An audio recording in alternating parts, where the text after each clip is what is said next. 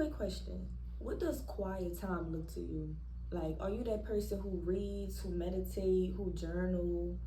You know, because when I'm having my quiet time, it just depends on what my body needs. I have times when my body feel like I just want to just lay down, and just don't do nothing. I just want to lay down and go to sleep. Sometimes God communicates with me through dreams. Sometimes I want to journal. Sometimes I meditate. And I want to share something with y'all because today, before I picked up this camera, I was channeling my inner child. I don't know if I want to call this a journal prompt because I don't usually journal how I used to journal in the beginning. In the beginning of my spiritual journey, I used to journal just about today, this is how my day went. Today I felt like this, today I did that. And now I don't do that specifically anymore. Now I just go straight to just, worshiping. I just be like, thank you, God. Thank you for even having me, having a day today. Like anything could have happened today, but at least I woke up. You feel me? I woke up, I was able to move my body, so first, I worship and then I just start to get straight to the point. I get straight to it. I be like, God, please, can you help me do this, that, and the third? But today, I was actually journaling. So I want you to listen to this, right? I said, have you ever convinced yourself that God put you somewhere when in reality, it was your own avoidance that led you there? When my inner child had me write that, I was like, girl, hold on, let's get into it. Feel me? Because I was like, yeah, me too. And it took me way too long to realize that not every door was opening. Wait, huh? Hold on. Have you ever convinced yourself that God put you somewhere when in reality it was your own avoidance that led you there? Yeah, me too. And it took me way too long to realize that not every open door was divine.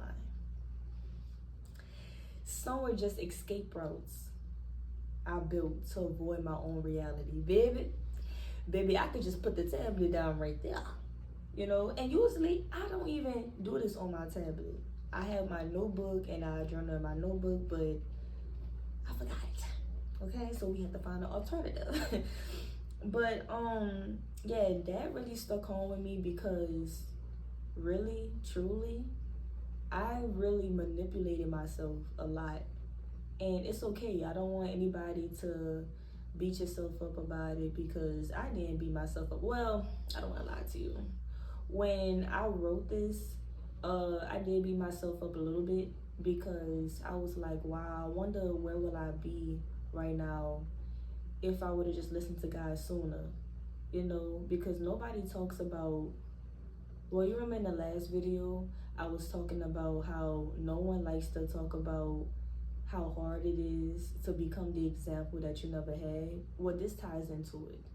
This ties into it because whenever you are becoming the example that you never had, you just start to, wearing the shoe that fits.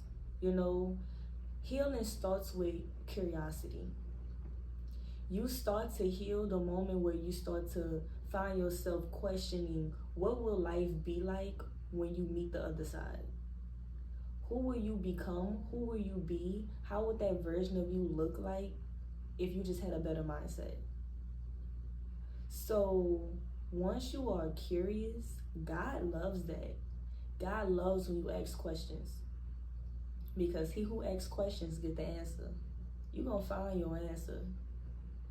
And if y'all hear something in the background, just know it's raining. I love that it's raining right now because I always look at rain as God cleansing the earth. So I just like that we got this little rain noise in the background. But yeah, so I have this thing of getting off track because I start, if you know, you know. But yeah, so first, healing starts with curiosity. And on that journey of being curious, you're going to find answers. And I'm not going to say every single time you find an answer is God, because a lot of times it's like we're learning how to differentiate our voice and God's voice, because God's voice sounds just like yours. It's not like this is my voice, right?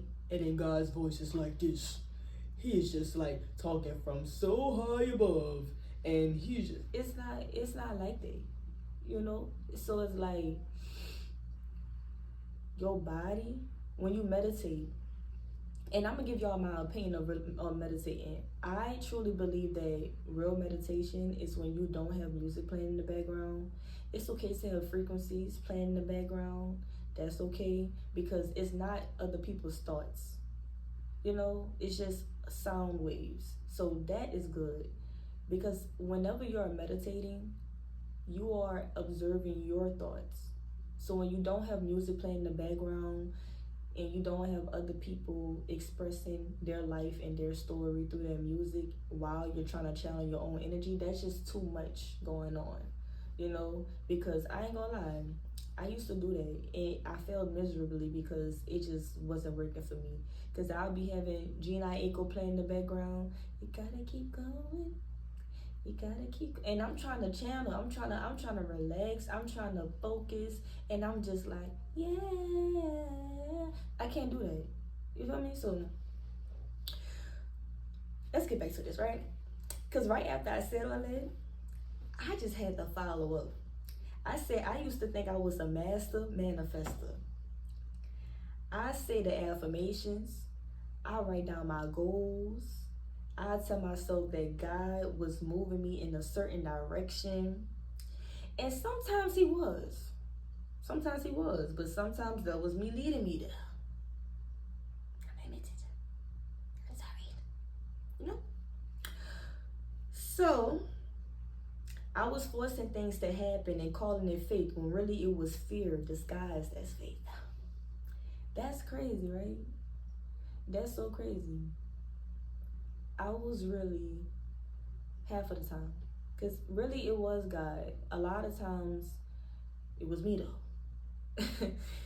Looking back at my journey, I was homeless, I was house hopping, you know, and I'm telling myself the whole time that the reason why I'm here is because God has my feet exactly where it's supposed to be. And that's not too far from the truth. But where there is a white lie, the white lie is that yes, God does allow things to happen. He allows certain things to happen. And on this journey of mine, the only reason why I believe that God allowed me to make the decisions and the impulsive decisions that I was making was because he knew that that journey was going to strengthen me. You know, even if I had to learn the hard way, he knew it was going to strengthen me. He knew where it was going to lead me before I knew where it was going to lead me. And in the midst of that, you know, he was covering me. I made a lot of stupid mistakes. I made a lot of decisions, impulsive decisions that wasn't really great, you know. And I just want to say, God, thank you so much for protecting me through those moments, protecting me through those times, for always making sure that no matter where I was at, I was fed, I was healthy, you know, and I kept you so close to me that I talked to you way more than I talked to man. And you listened to me, you heard me, and you felt me. And you allowed me to be myself in that moment. You allowed me to show up for myself in that moment, because you know it was also a prayer of mine to be able to not blame others and take control of my own reality. I always wanted control. And even when I was making those decisions without you, I just want to apologize and say that I apologize for moving the way I was moving and ignoring you when I thought I was actually listening to you. That was very ignorant of me. But thanks to you, you made sure that I was safe, and you made sure that I still made it through. I just want to say I love you and I appreciate you so much. Thank you for giving me the wisdom that I have today. Thank you for giving me the wisdom that I had on that journey. And the journey is still continuing, but still in all, thank you.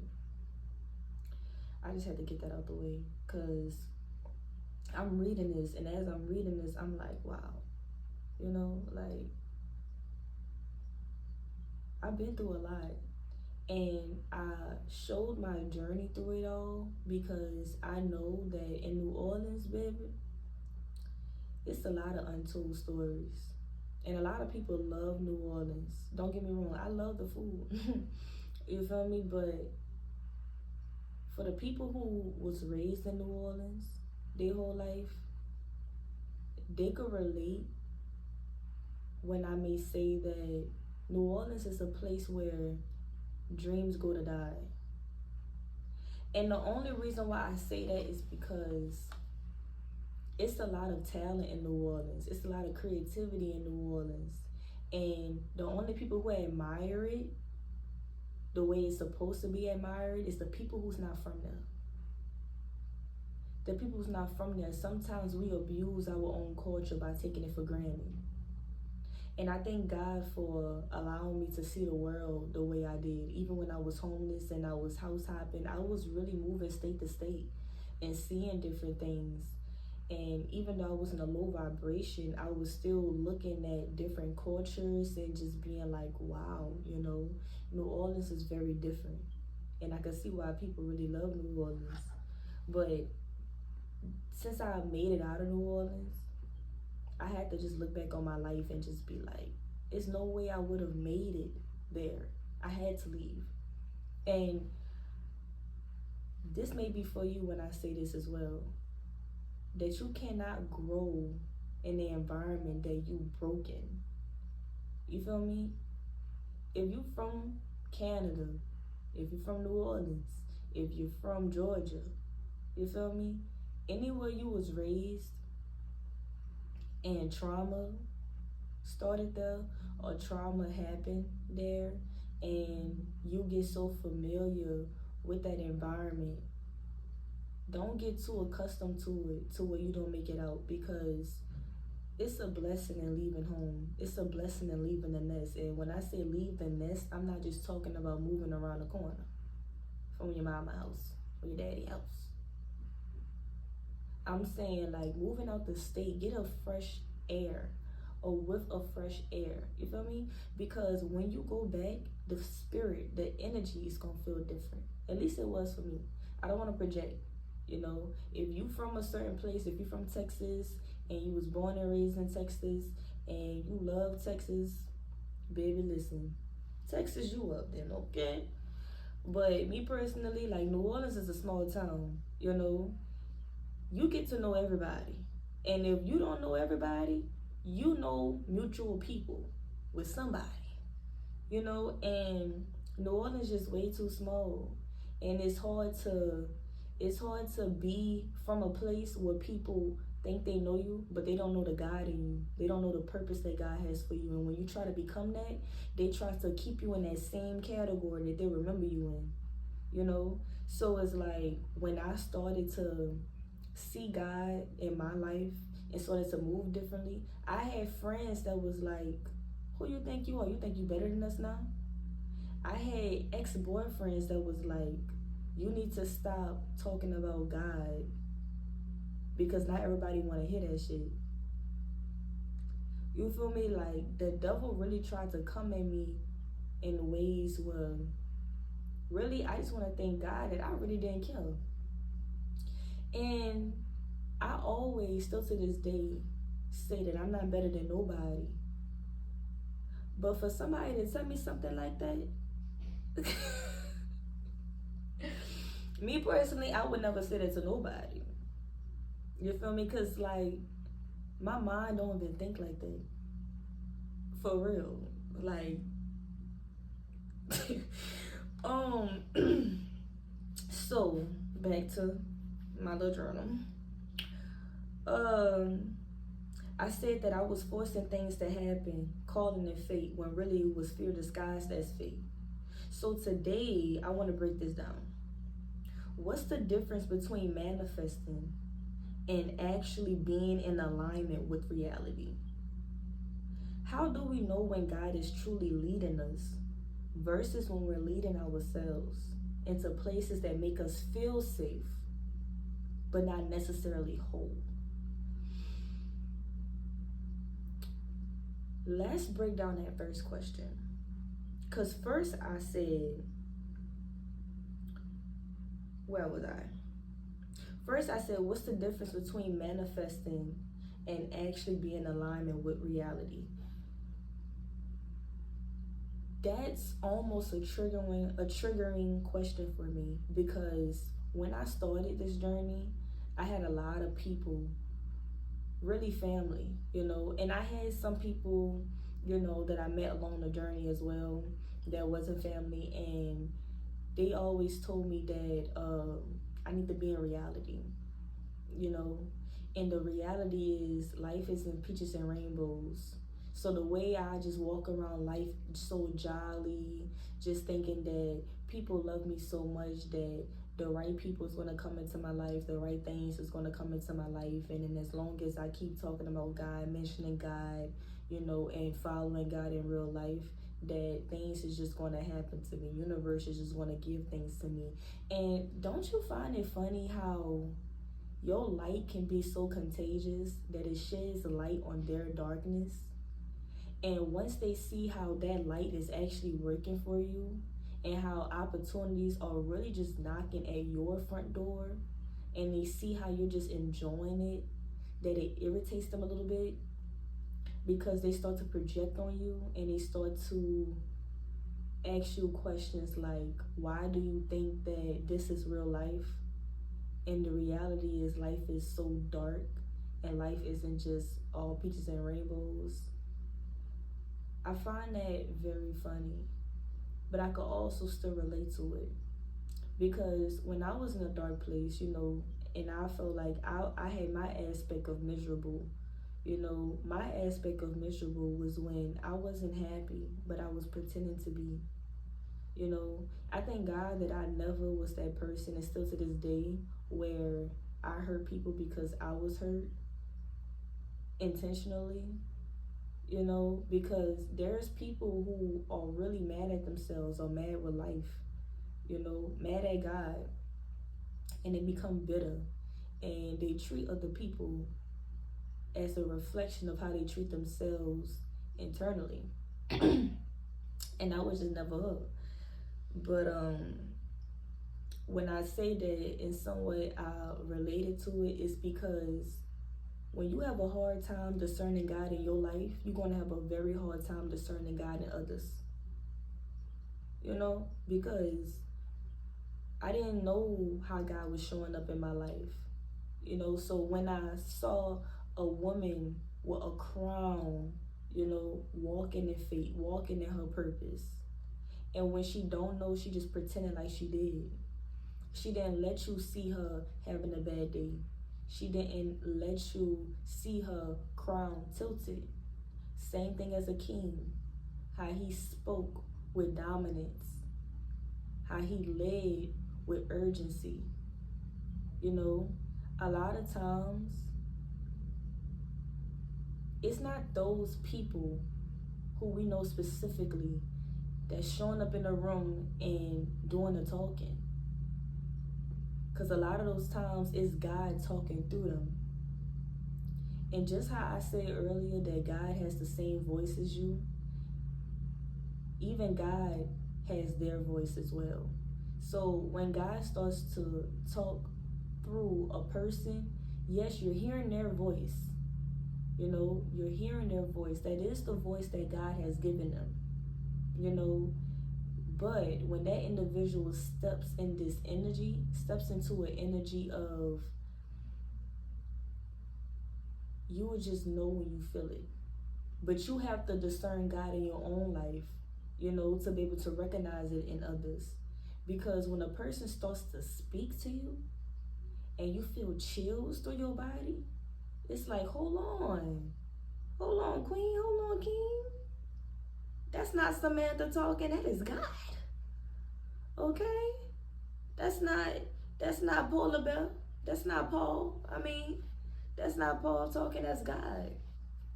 You feel me? So, while that being said,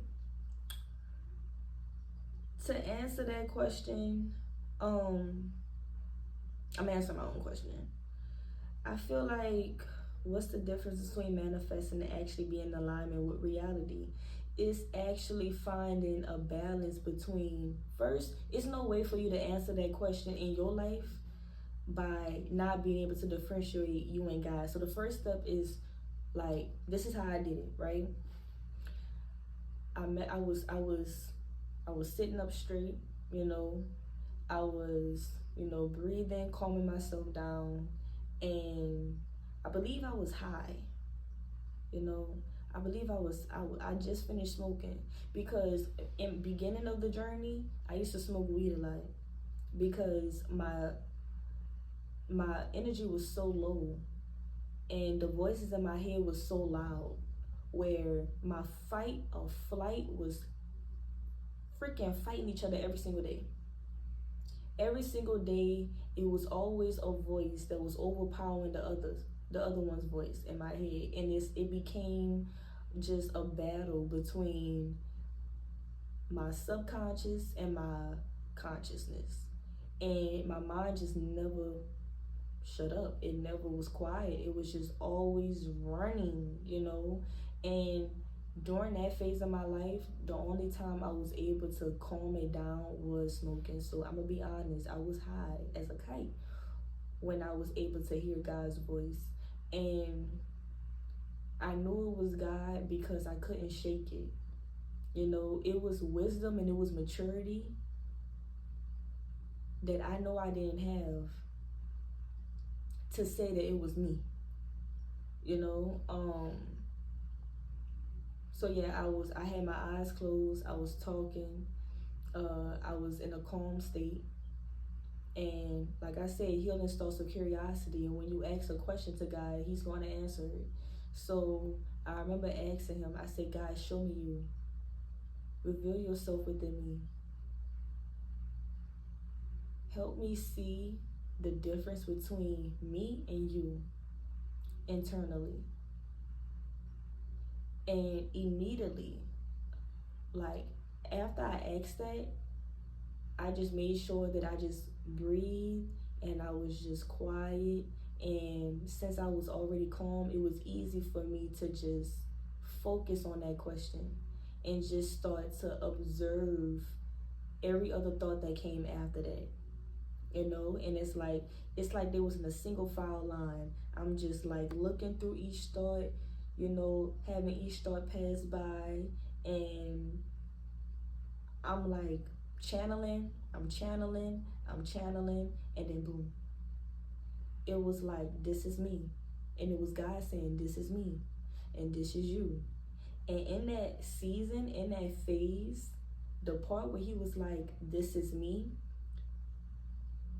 I knew it was Him because He was telling me what to do about my situation. And I knew it was me because I was asking questions out of fear. Like, what you mean? Why? How? And every time I had a question, it was a voice that was answering. And it's like, this is how it was in my head, right? Just think of a daycare and you are the person that's watching all the children. You got children over here playing with toys. You got children over here talking to their imaginary friend. You got children over here play fighting. It's just a lot of chaos going on, right? You got children crying, children screaming, children laughing. It's just so much going on, right? But you're just in the midst of it. You just standing strong. You standing 10 toes. You're not budging a bit. You're not budging a bit because nothing around you is phasing you, right? That's how it was in my head. In my head, it was like my inner child. I just felt her all over the place. She's scared. She's wondering where she's going to go. How is this going to be? How is that going to be? How would this person feel once I do this? How would this person feel after I say that? How will I feel once I do this? How will I feel when I say this? Like, it was just so many things, right? And now I'm having and that was the fear. The flight was, this is the exit strategy. We're gonna do this. We're gonna get into real estate. We're gonna get into trading. We're gonna do this. We're gonna do that. We're gonna do this. We're gonna do that. And it was just like game planning, right? Let's get on the game plan. We're not just gonna sit here being scared. We're gonna figure out what we're gonna do, right? Because evidently everybody I was around, they were just gonna watch me fail. There was. And it's not that these people, just didn't love me at all and they were just gonna like watch me fail. It's just that it's not their place. It's not their place. It's not nobody's place to tell you what you're supposed to do with your life. Period. So I had to learn what that looked like for me, what would make me happy, right?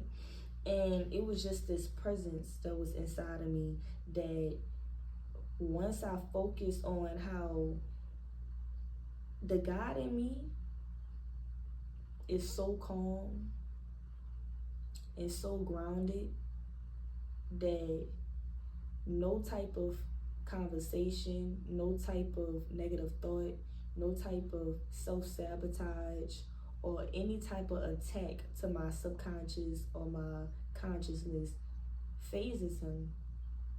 It doesn't budge a bit. It's like he already knew it was coming before I knew I was gonna use that weapon,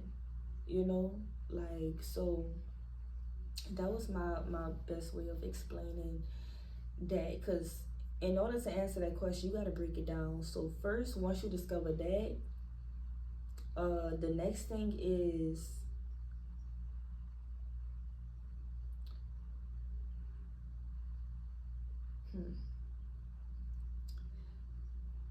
what's the difference between manifesting and actually being in alignment with reality?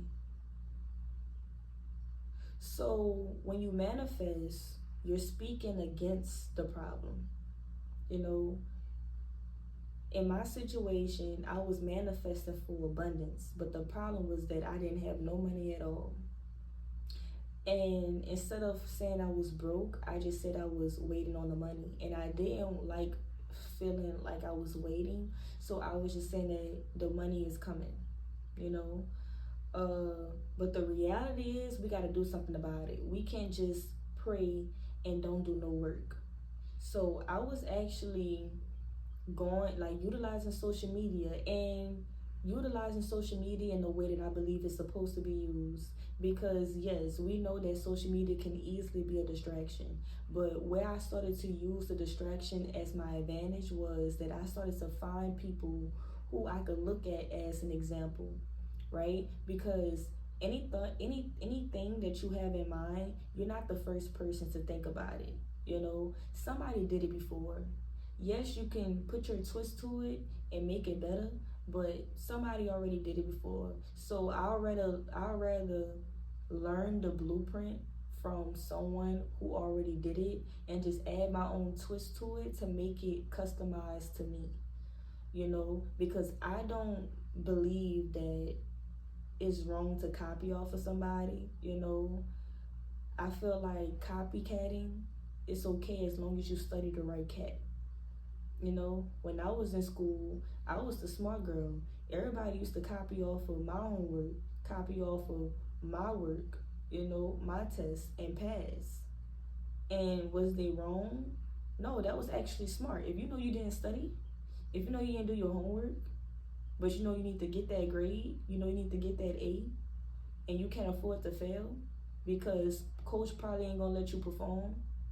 Coach probably ain't gonna let you play the game. Or you just simply just not going to graduate. Yes, of course. I will copy off answers off of the person that's smarter than me. So ain't nothing wrong with copycatting as long as you copy the right cat. So that's what I did. I went on social media. I went into the search bar and I used to search up people like, things like entrepreneurship and just see what pops up, right? type in real estate, see what pops up. Anything I feel called to do in that moment, I'll just look it up. You know, manifesting, see what pops up. And I would just scroll through the options and come across people who I'm like, I could resonate with this person, or something about this person's energy resonates with me. You know, I'll look into this person, and it just starts from there. And a lot of people's content sharpened me up. A lot of people's content inspired me to do things differently, and it's so crazy. Knowledge is power. Knowledge is power. And I had to learn to stop saying that I didn't know how to do something, because it's not that physically I couldn't do it. I just didn't have the right person to teach me, right? That's why when I was learning how to trade the foreign exchange market, thank God that I didn't come across any scammers, anybody who was just BSing me. And, thank God I was just always with the right people, right? Because I think the hardest thing about learning any type of skill that's similar to that, or just any skill in general, that the hardest thing is finding a person that could teach you. That is the hardest thing.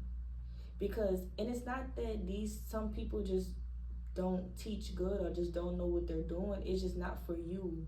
I'm a hands-on learner. So I like to study people, follow people, have people mentor me who can actually hold my hand and guide me. And those people taught me how to be a person that can be a leader, that will hold your hand and guide you. I'm not just going to tell you what to do. I'm going to show you how to do it. I'm not going to tell you you need to change something without having any action steps behind it, because as a leader, I walked down that path before. Yes, there's so many places for me to go. Yes, there's more path for me to walk on, but that doesn't mean I'm not going to take you with me. That doesn't mean that I'm too high or too far, ahead of going back to being in the shelter. So if you're in the shelter and you're like, how did you do this? What do I do to do this? Who I go to for this, that, and the third? I would never be like, oh, I'm not even in the shelter no more. I'm a truck driver. I'm not even homeless no more. I'm not even going to talk to people that's poor. What? That would never be me. First of all, that would never be me, because, baby, one thing about God, He got me in this position right now, but I could be back in that position today or tomorrow. Okay, hello. And so I would just say that question, it could just be broken up into so many ways, because first you're going to have to learn the difference between you and God, your voice and God's voice, and you're going to have to learn how to write down your goals, and also find ways that you can execute on those goals. And ask questions. Closed mouths don't get fed. Closed mouths don't get no questions answered. If you don't know how to do something, never depend on your own understanding. And also never ask that question to somebody who's in your same position, because that's just the blind leading the blind. If you don't know, what makes you think they will? That's just trauma bonding. So if you can't help yourself, you go find it. You open your mouth and you go find it. If talking may not be your strength, write it down. Write it down. Actually, if you look up the definition of the word future, it's writing it down and speaking into existence. And that's how powerful manifestation is. Because manifesting, matter of fact, that answers the question as well. Because the question was, what's the difference between manifesting and actually being in alignment with the reality? Manifesting, you write it down and you speak it to existence. What do you want to change? First, you have to identify the problem, and then you ask God about the solution, right? You could write down what's your idea of what that solution may be, and let's say the problem is that you don't have no money, or you don't have enough money for what you want, and the solution is, how can you go get it? So you go on social media, you go on Google, and you just ask the question, How do I make money in 2025 living in New Orleans, Louisiana as a 21-year-old, you know? And it's going to give you so many different options, right? And just go from there. And the way that you know that you're manifesting is when you're able to know what the reality is, and you're gonna show up as your authentic self. You're not gonna pretend like you're somebody that you're not.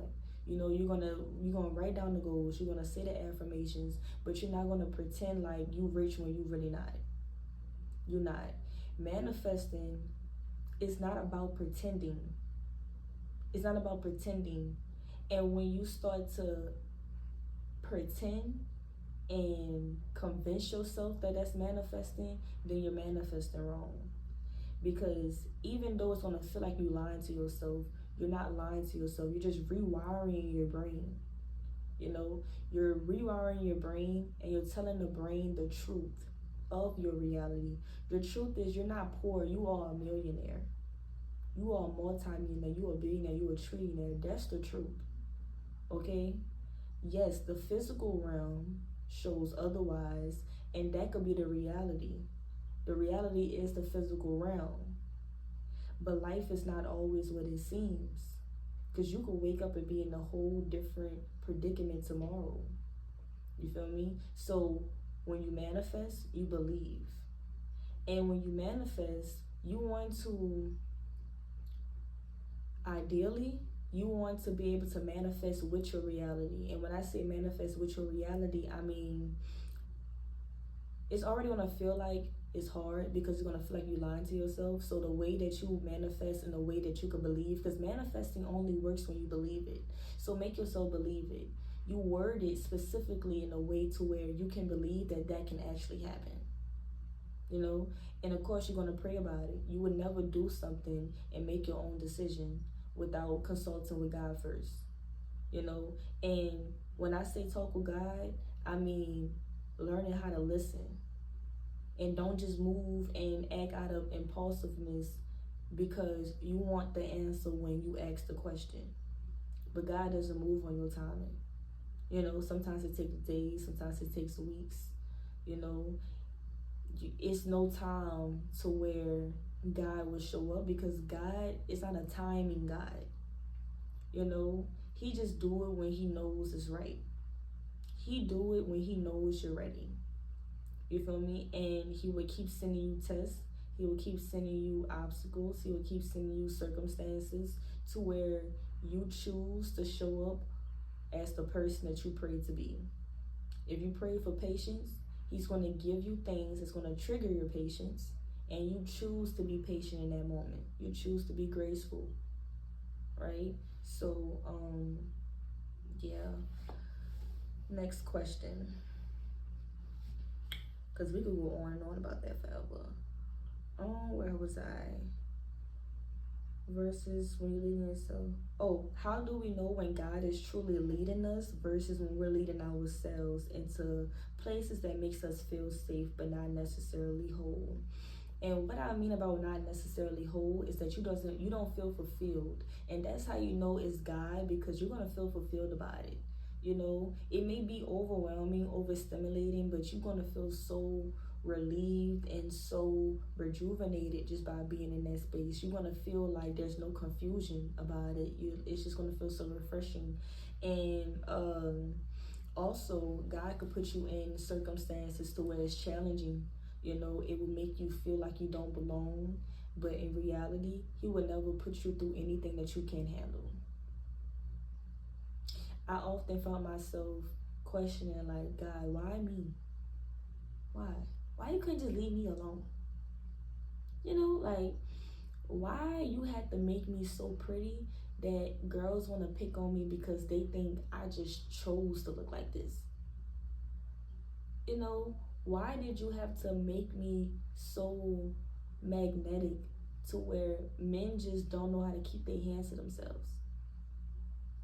You know? So I used to find myself asking these questions, and with that, you know, staying on task with the question, how do you know when God is truly leading you? is when it's God, is no confusion. But when it's you will often ask yourself, dang, did I make the right decision? Did I? You will still have confusion. The spirit of confusion will always be there whenever it's you making the calling the shots. And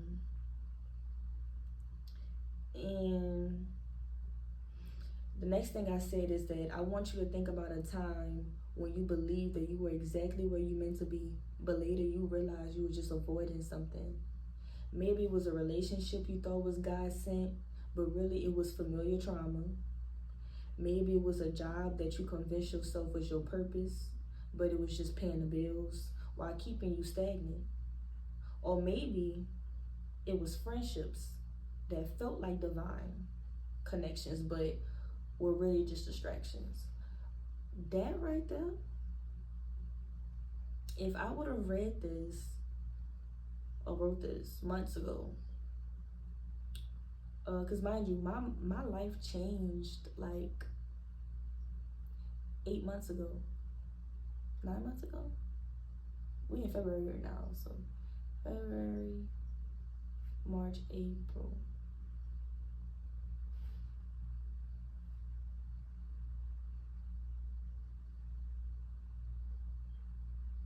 Ten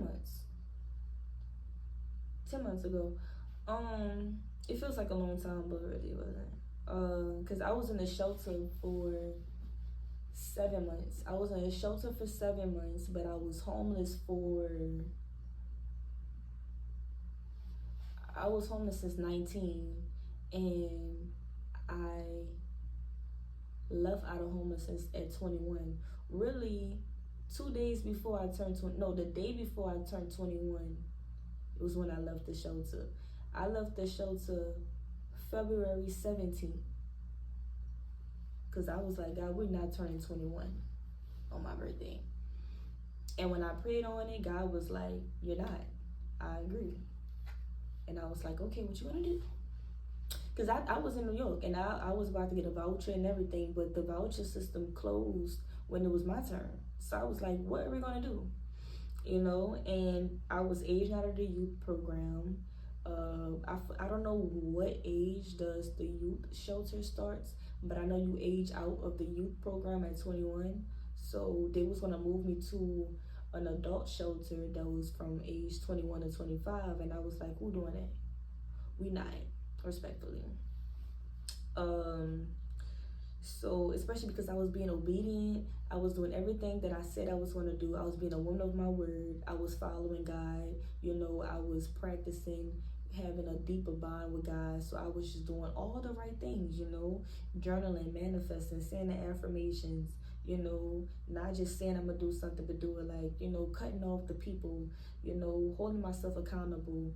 Like, I was doing everything. So I was like, ain't no way, bro. Ain't no way I'm about to turn 21 in the shelter. Like, you're not doing this to me. And he didn't. You know, he didn't. Thank God. Thank you. Thank you. I love you. Appreciate you. Where was I? Oh, I'm getting emotional. I'm about to cry. Oh, thank you, God. Thank you. Because I know there's somebody that's still homeless, and I want you to know that you are going to make it out, but you're only going to make it out when first you believe that you will, and when you start depending on God, and when you start to, and I don't want to make it sound cliche, but when you lose it all, God is all who you have. And that gotta be your best friend. And the moment that you intentionally lock in with your best friend, that friendship ain't gonna never come to an end. It's not. Dang, I thought I was gonna make it through this one, not cry. It's okay, thank you.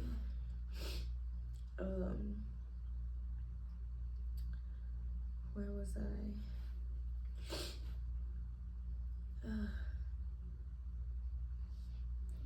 still want to cry. Okay, if it falls out, it falls out. I want you to think about a time where you believe you were, okay, I read all this, right? All right. I wanted to touch bases on when I say maybe it was a relationship you thought was God sent, but really it was familiar trauma. In my first video, I talked about becoming the example, right? And along with that, something that I challenged with, and I'm still working on this. I'm getting better. The more, because first I had to be aware that this is what I was doing. Because have you ever found yourself questioning why it feels like you're just repeating the same cycle or the same thing over and over again? And it's because God has a lesson for you, and until you learn that lesson, it's going to keep showing up. It's never going to go away. And the reason why healing is so serious is because whatever you don't heal, your child is going to have to. Whatever you didn't, like, I'm just leave it at that. Whatever you don't heal from, your child will have to. You know, that same enemy that's attacking you and you don't heal from it, you don't nip it in the bud, that same enemy is going to show up in that realm. Because the enemy is in your realm, right? When you have a child, that child by default is in the same realm as you. Because they was created by you. And you just added a life to the chaos.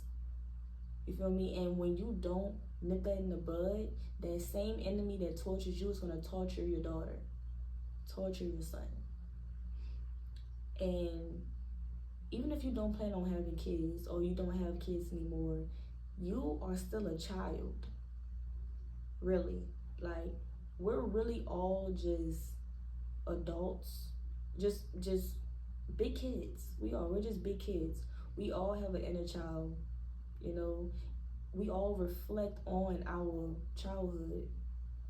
And each time we reflect on our childhood, the emotions that we felt then, we could feel it right now in present time at our big age. And the reason why is not just because your childhood, you know, affect you in such a negative way or even a positive way. It's just that that inner child that's inside of you remembers that day just like it was yesterday. So the same emotions that you feel it so intensively because it's stored up in your body somewhere. Good or bad, it's stored up in your body somewhere. And that energy is going to show up in your life. And whenever you are becoming the example that you never had, you really do have to step away from the things that was familiar to you. I had to start paying attention to the souls that was coming across my path. And when I say souls, I'm saying people. The people who was coming across my path and they felt like home. Because home wasn't peaceful. Home was very traumatic and very chaotic. You know, it was a lot of spirits. It was a lot of spirits going on in that tiny house. You know? And whenever you come across a familiar spirit, I just want you to take a second and ask yourself, what's so familiar about this? Because if I seek this from somewhere, you know, I want to know what about this person makes me want to get to know them so much. What about this person makes me want to open my arms to them so easily when this is really just a stranger I just met today? And when you ask yourself that question, you're going to see that the brain hates not knowing. So whenever you ask yourself a question, the brain is going to answer it. It may not be the answer that you want to hear, but it's going to answer. It's going to give you something, you know. And I want you to analyze the thoughts and what your body is feeling through those thoughts channeling through your mind, because you're gonna have a person that pop up in your head. I guarantee you. You're gonna have a circumstance, you're gonna have a person, place, thing, whatever. It's gonna come across you and it's gonna resonate with you. And when you think about these individuals, I want you to think about how did their relationship ended, or how is it presently. And if it's good, follow through. Just be curious about it, you know? And if it wasn't good, then I want you to allow yourself to give yourself time to get to know that person by not letting them in your space too much too soon. Pray on it.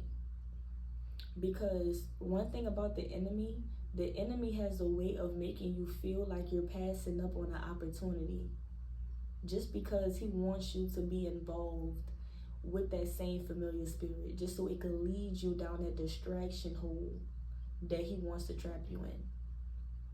So pray on it. Pray on it. Ask yourself, how will the rest of your day go if you just don't talk to that person again? Or if you just acknowledge that person, just say hi, just keep it pushing. Because, yeah. I want you to first ask yourself, what's familiar to you? Is hell familiar to you? Are you used to good things only lasting for a couple of seconds because something bad is going to happen right after?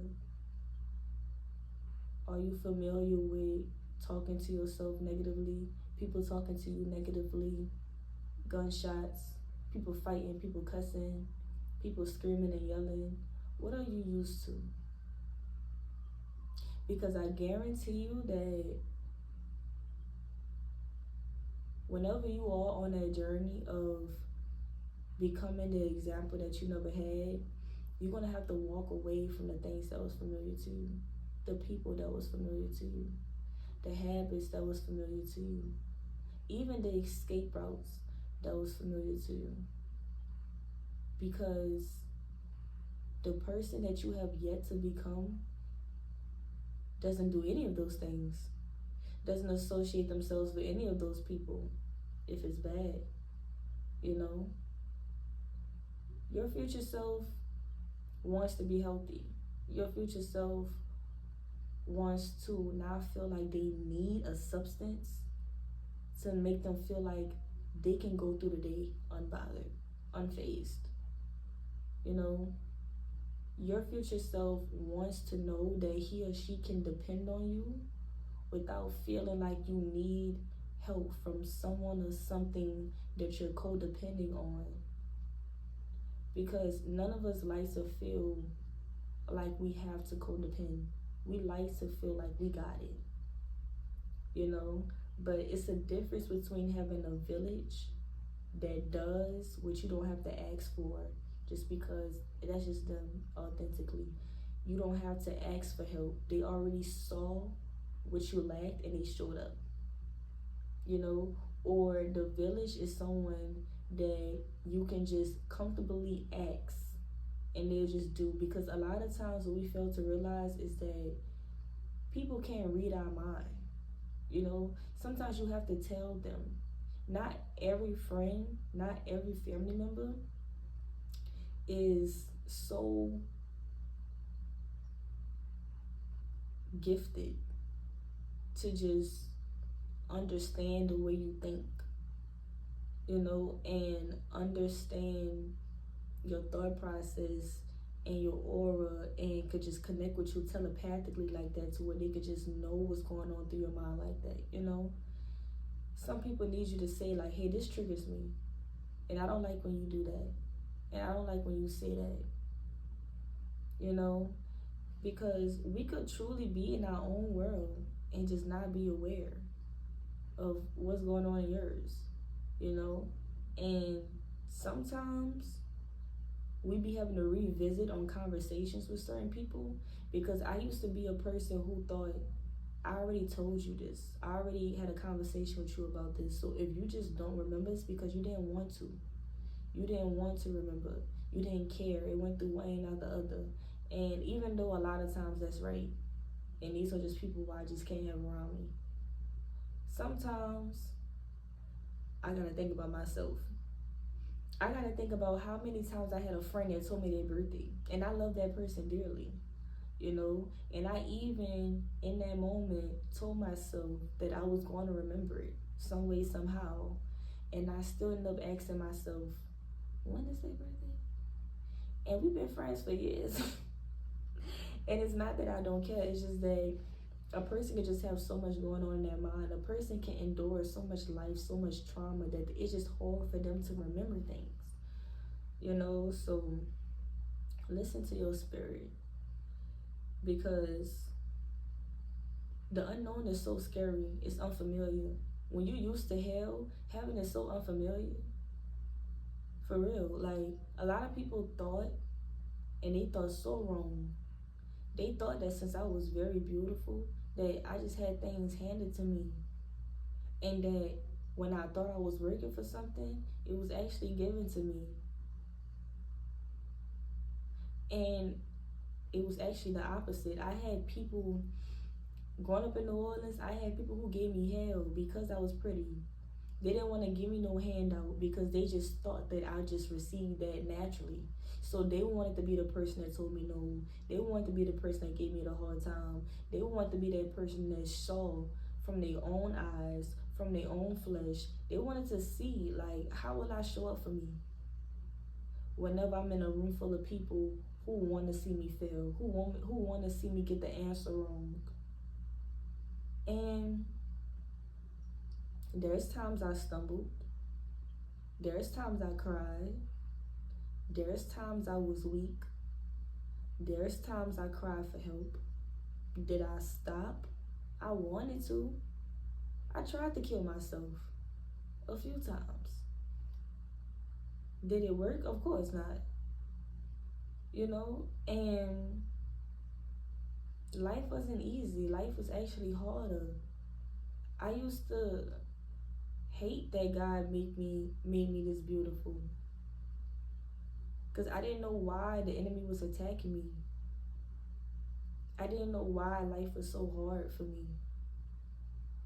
I didn't ask for a candy wrapper with medicine inside of it, because I know my spirit was healing. I know the world needed me. I know the world needed my heart. And despite of what I encountered, I still remain a whole, pure heart. Because I was just like, God, don't change my heart. You can make me homeless. You can make me walk away from the family.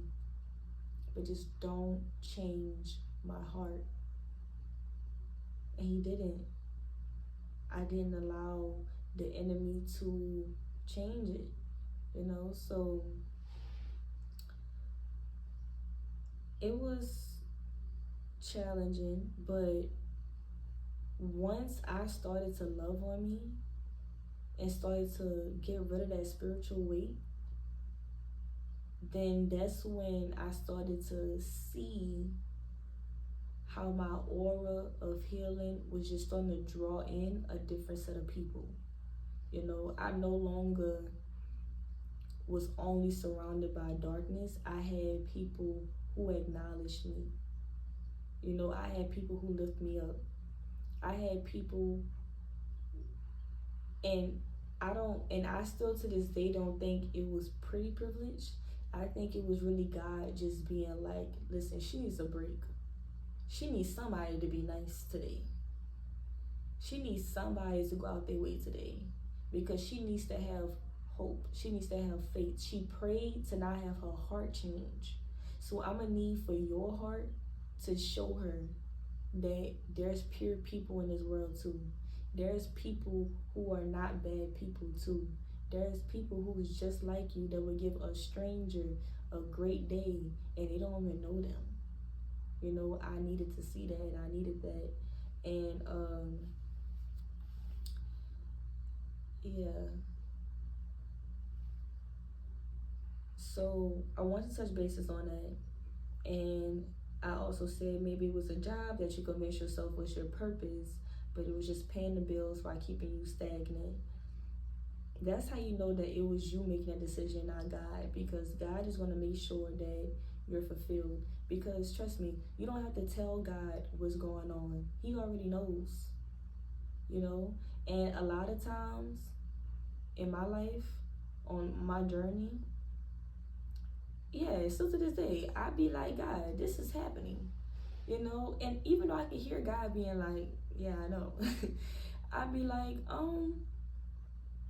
teach me what to do about it. I'm just gonna give this to you. I don't know what to do with it, you know? And God loves that. God loves when you depend on him. That's the only person I call depend on, I promise. For real. I'd be like, God, please. You know? And it'd be good things. Like, thank God that it's good things. You know, it's not bad things. It's not like I need, you know. Even though I still be like, I need. You know? Okay. I hope you do. I said, oh wait, no, I want to touch bases on this. Because the last thing I said in that paragraph, I said, or maybe it was friendships that felt like divine connections, but really were distractions. Trauma bonding, trauma bonding, trauma bonding. What feels familiar to you? Because when you feel alone, you want to feel seen. You want to feel like you're not the only one. And when you come across a friend that's just as miserable as you in that area of life, it's like y'all can relate to it. It'd be like, dang, man, I really don't have no money. Dang, man, I don't got no money either. Y'all both start laughing. Y'all both start being like, what we gonna do? Shit. I guess we just gonna be broke together. I guess we're just gonna make the best of it. You know, and to a certain extent, these individuals are blessings. Because I don't want to make it seem like you can't have anybody around you that's just like you. Because sometimes you need a friend that is just like you. Sometimes you do. And those friends are good. Those friends are also therapeutic, in my opinion. But a lot of times, those are just soul crossings. These are not village people that's meant to stay. And when I say soul crossings, I mean these are just people that you cross paths with. You know, these are people who make you feel better about yourself or about a circumstance in the moment. You know, and that moment may last for years. You know, but once it become a time where you outgrow that circumstance and you outgrow the reason why y'all even bonded, if that person doesn't grow with you, then that wasn't a friend that was supposed to be part of the village. That was just a soul path. That was just a soul crossing. I mean, you know, because a lot of times, you know, people who are okay with being in a low vibration with you, once one of you decides to change and uplift yourselves, if this is the wrong person, they're going to feel like, who you think you are? Since when you started doing this, you know? Oh, so you don't want to smoke anymore? Now they get offended when you don't want to smoke with them. Now they get offended when you don't want to go buy a bottle and go drink. You know, now they feel offended when you don't want to go outside. You want to go inside and be in the sheets. You don't want to be for the streets. You want to be for the sheets. You know, they get offended because now y'all don't have anything in common. And now they want their old friend back. But you're not that old friend anymore because God spoke to you. Because even throughout y'all friendship, y'all was in the same boat, but y'all was still on different sides. One was ignoring God and the other one was indulging themselves in God. One of them were like, God, please, I'm trying to get close to you. I'm trying to listen to you. I'm trying to hear you. You know, reveal yourself to me in every which way. And God spoke to that person. God tried talking to that other person too. Sometimes God tries speaking to the other person through you. Have you talk to that person? Have you say something to that person? Because one thing that I've noticed about God is that he doesn't leave anybody behind. He doesn't. And that's beautiful to have somebody that's that loyal sticking beside your side. Because me personally, if God was like, man, he would have left me a long time ago. He would have been done with me a long time ago. He would have been like, girl, is you serious? Okay. Like, is you crazy? Is you cuckoo la la?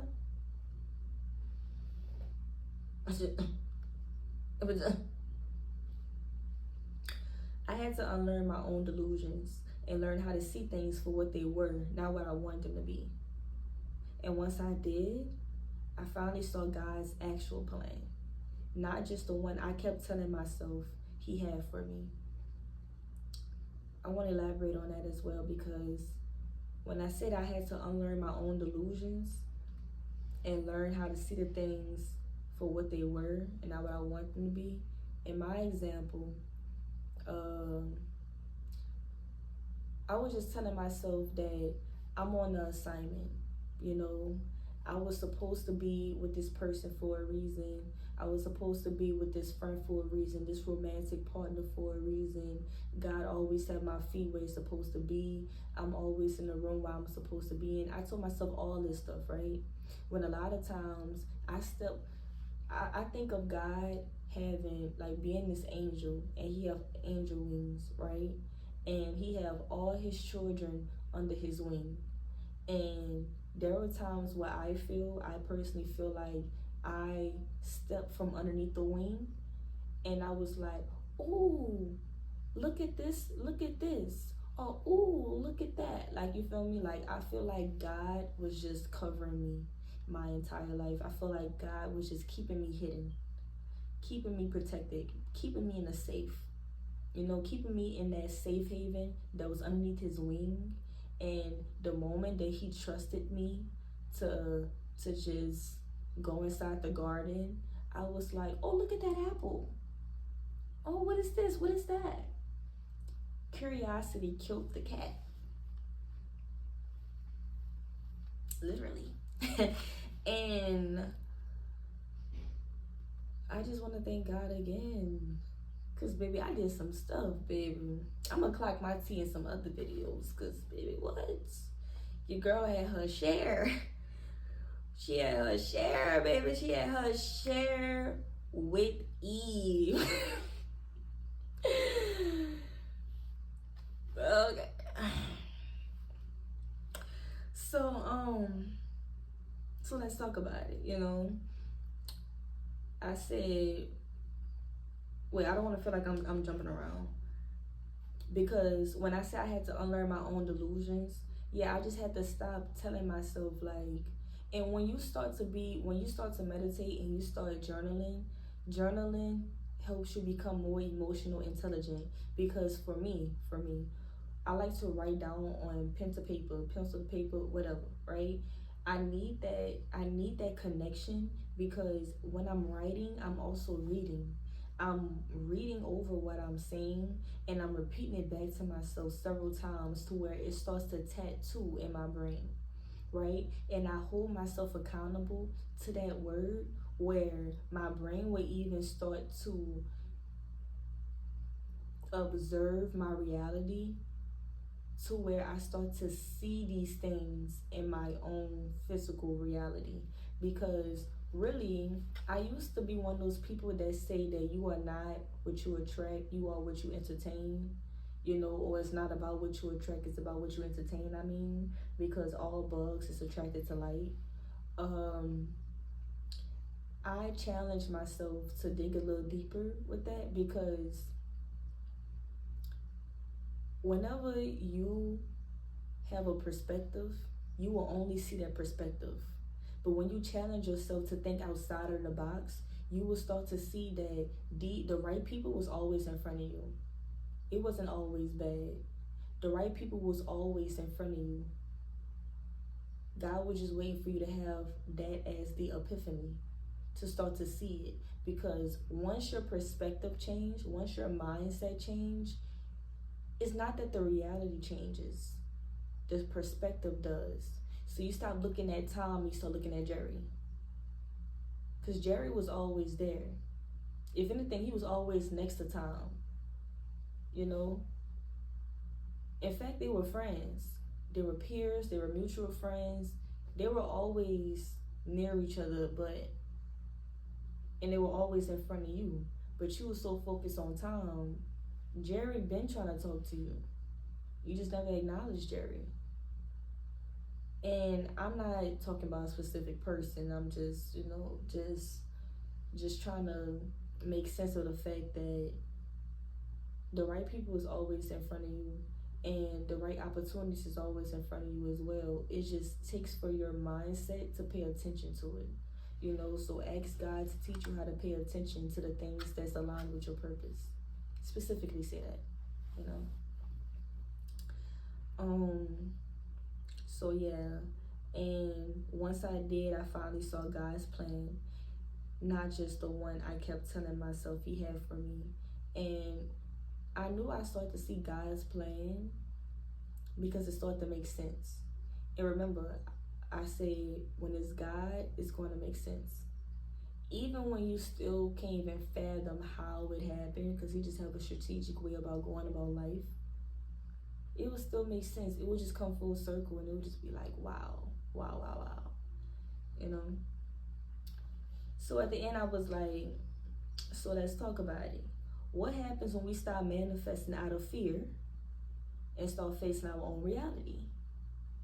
And more importantly, how do we align with what's actually meant for us? Talking about that first one, because I said let's talk about it. I said, what happens when we start manifesting out of fear and start facing our own reality, baby? When I tell you, the way I used to manifest out of fear, I used to be like,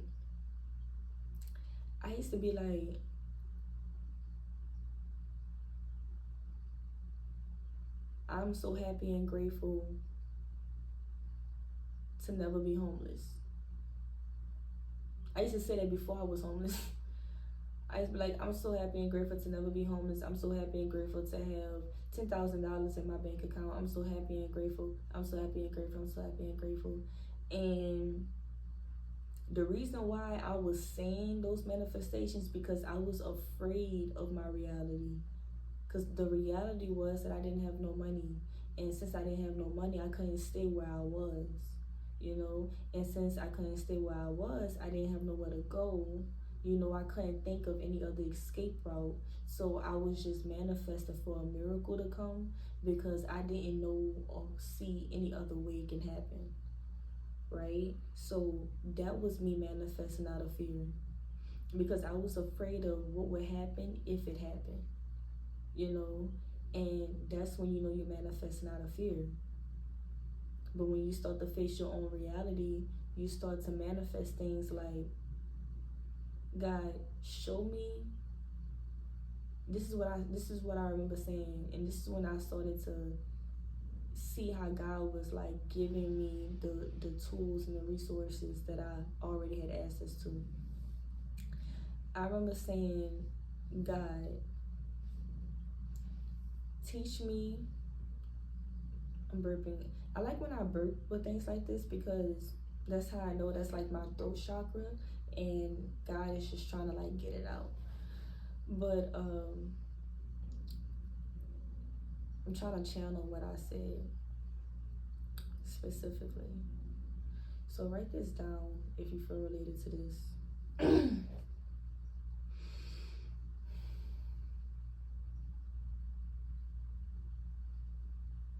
I'm going to put myself back in that state of mind that I was, put myself back in the shoes of being in poverty, and what did I say to start having God reveal to me what I had access to all along instead of feeling like I didn't have nothing.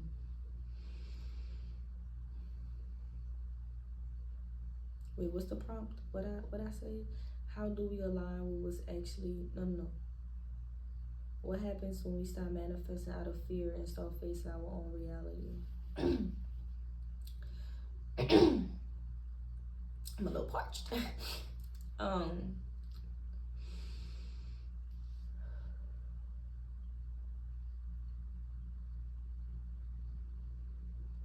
God, reveal to me what are the things that I have access to. You know me more than I know myself. You see me. You even see the things that I can't see. Change my perspective. rewire my mind to where I'm able to see all of what I have access to. And once you reveal the access, teach me how to access it and approach it properly, to where I ask the right things, to where I pick up the right tools, and I pick up the right pieces to put them together. And instead of trying to learn the hard way, you align me with the right people, places, and things that can help me figure it out. Help me speak to the right person and the right people, so I'm able to be open about my predicament. I'm able to be open about my goals and where I'm at currently in life. And I won't be bleeding next to a shark. I will be bleeding next to a doctor who have seen it, who has healed it, who has prepared it and repaired it for all of what was needed. I'm giving all of my problems to you. I'm waiting on your response.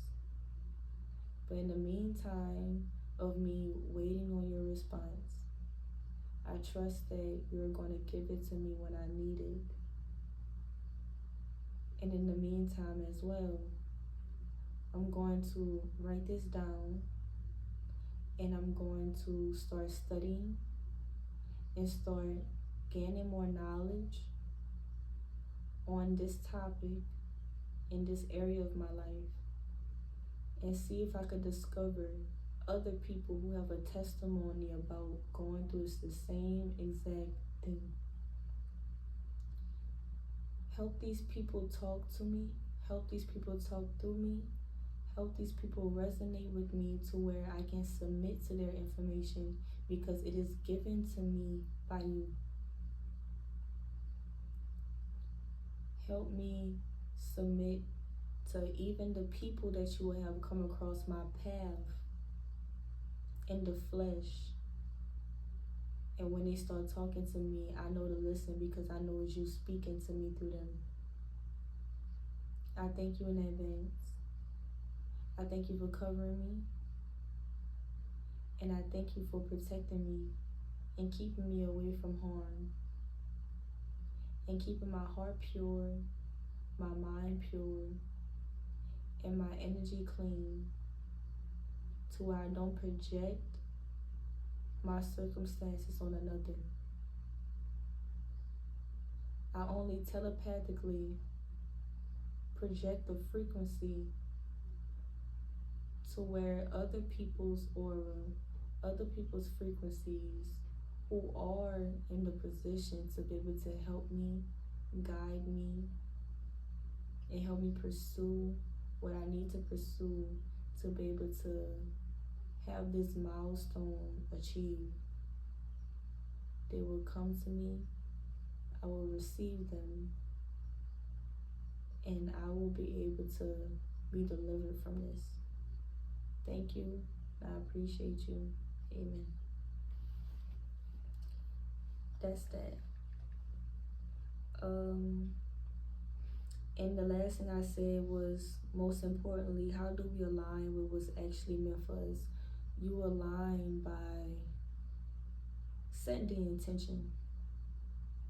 Alignment starts with the intention. And when you align, you know when you're aligning, when it feels right. I really want you to practice learning how you feel, not just with yourself, but around others. You know, and even though we need people, we also need ourselves. We also need isolation. Because you could even have too much of a good thing. We need isolation. We need to have that quiet time and learn what quiet time means for you, to where it will be a practice that you keep practicing even when you are happy, even when you are around people who uplift you, you know, because you want to always be in alignment with God. You want to always be prepared for each season He has prepared for you.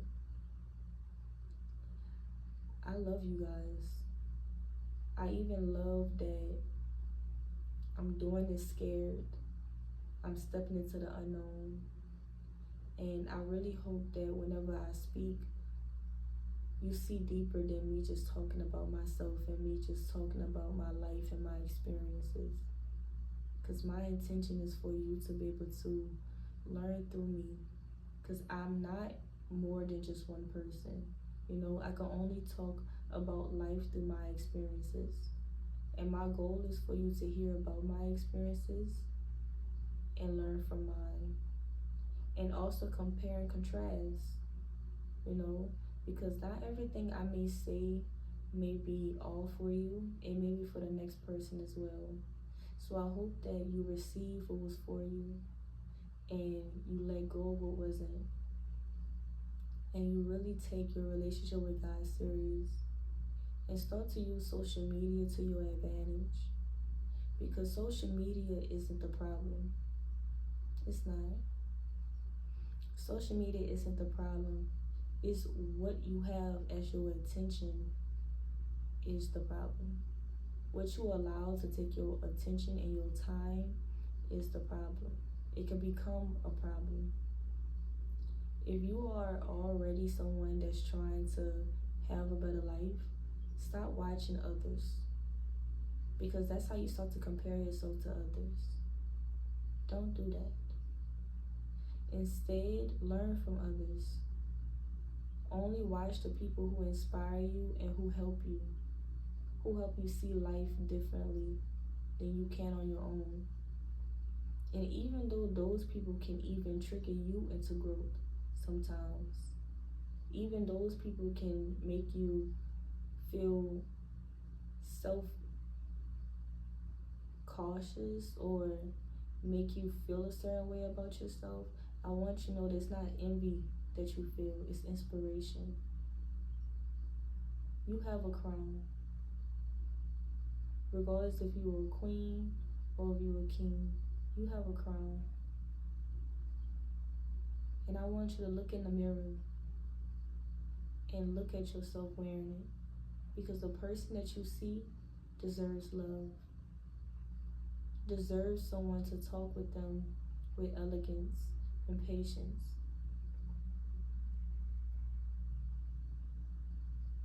No one is going to ever love you how you will love yourself. And better yet, no one is going to ever love you more than God. So want that for yourself. Want to not make your own decisions. Want to make the decisions that God has for you. Because it's going to happen His way either way. Either forcefully or willingly.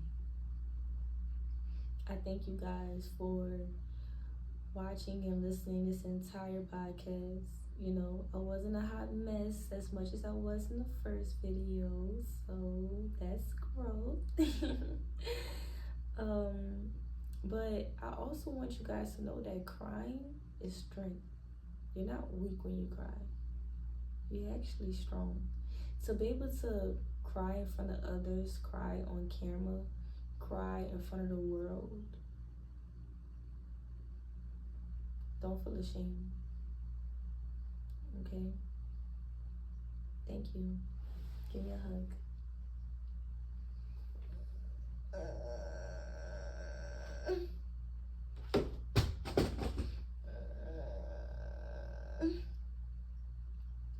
I love you guys. Bye. Hey, put on your crown. Bye.